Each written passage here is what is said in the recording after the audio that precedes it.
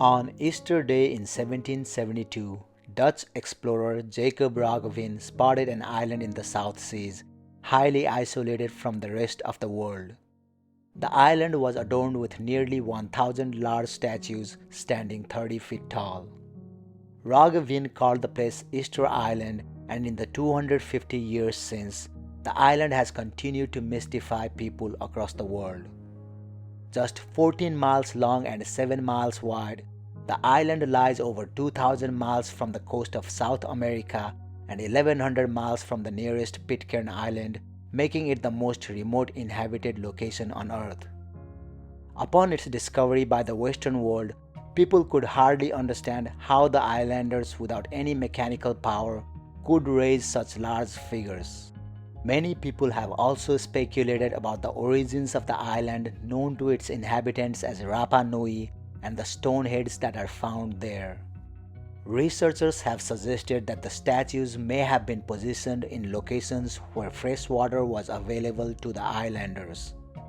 Since Rapa Nui receives very little rainfall each year, and being in the middle of the sea, it is surrounded by salt water. The idols then may have been indicators for the locals that fresh water could be found nearby.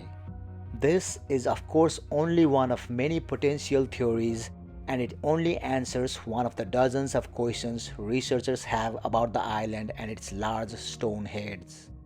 For example, researchers have largely agreed that the island's original inhabitants likely came from another Polynesian island, though they don't exactly know which island it may have been. There is also the question as to why the people of Rapa Nui had decided to topple several of the large idols by the time Roggeveen came across it in 1772, especially if their construction was in part due to water supplies. Archaeological and anthropological records offer a multitude of often contradictory possibilities regarding Rapa Nui's origins, and the islanders' oral histories of the land introduces even more alternatives, adding more confusion to the subject matter. In any case, the ancient mysteries of Easter Island have no definitive answers to this day.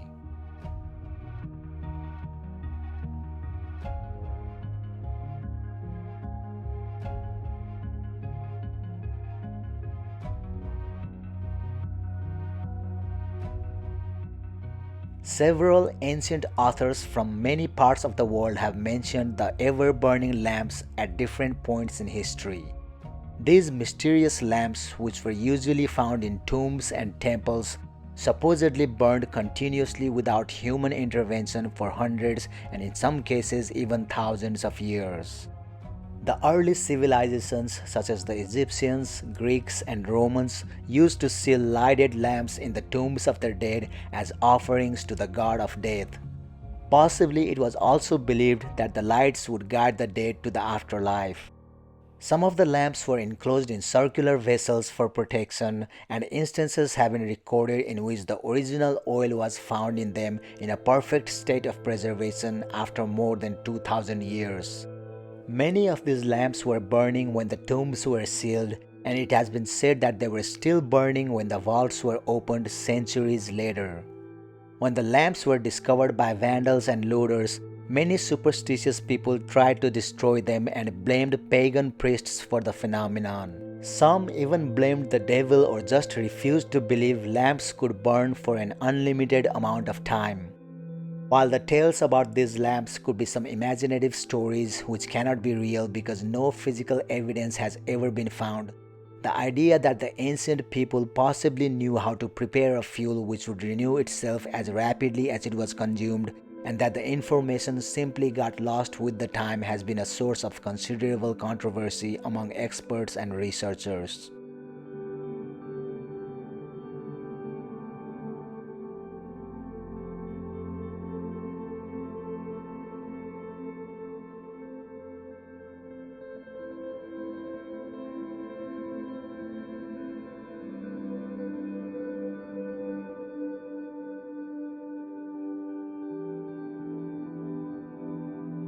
Spread across parts of Jordan and Syria are a series of giant stone circles that can only be seen using aerial and satellite images. Known collectively as the Big Circles, they are built of low stone walls that are between 3 and 5 feet high, with the smallest circle measuring 220 meters in diameter and the largest one more than 455 meters across. The circles originally contained no openings, although over the centuries some of the walls have crumbled. Two of the circles also have Roman roads cutting across them, indicating they are over 2000 years old, but they could be much older. While the stone croppings, which are laid out in nearly perfect circles, would not have been hard to build, why they were built is a mystery. It seems unlikely that the circles were used as cattle pens, as the walls are too low to keep the animals within, and there is no reason for animal pens to have a precise shape. Also, if they were open pits, graves, or rudimentary stadiums of some sort, it's not clear how they were set up. Researchers think there were more stone circles built around the region, but some were destroyed over time due to expansion of nearby towns. Now these dozen archaeological sites are protected from further destruction, and scientists continue to study them but remain baffled at what might have been there long ago.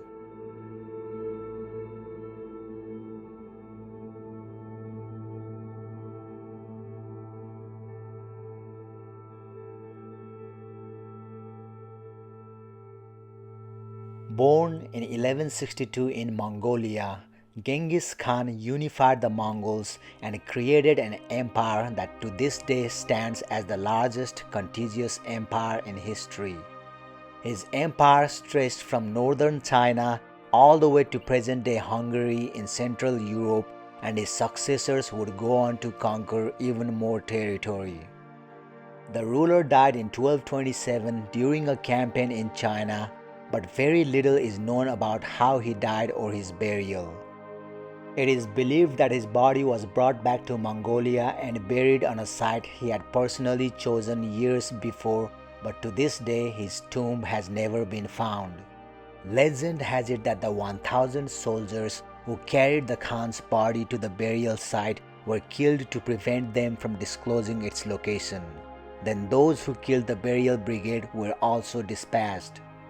After that, thousands of horses were released to trample the ground in which he was buried, to hide any trace of it as having been disturbed.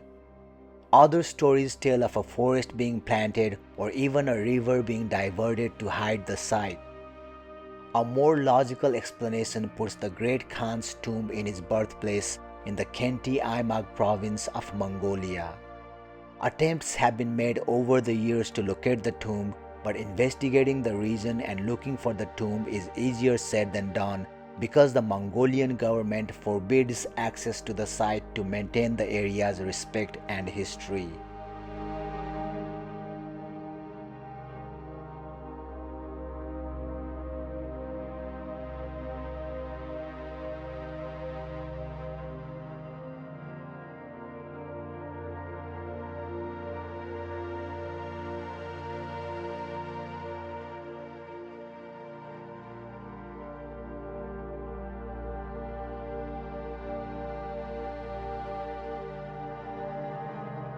The Phosdis disk, which dates to between 1850 and 1600 BC, is one of archaeology's greatest mysteries. Discovered in 1908 in the island of Crete, the disk is about 15 centimeters in diameter and covered on both sides with a spiral of various symbols. The language imprinted on the mysterious disk has never been fully decoded, and its symbols are part of no known alphabet, either ancient or modern.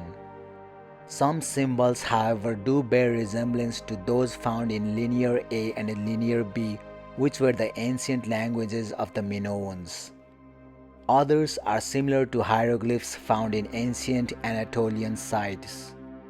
Although the vast majority of scholars believe that the Phosdis disk is authentic, a few archaeologists aren't sure of its authenticity.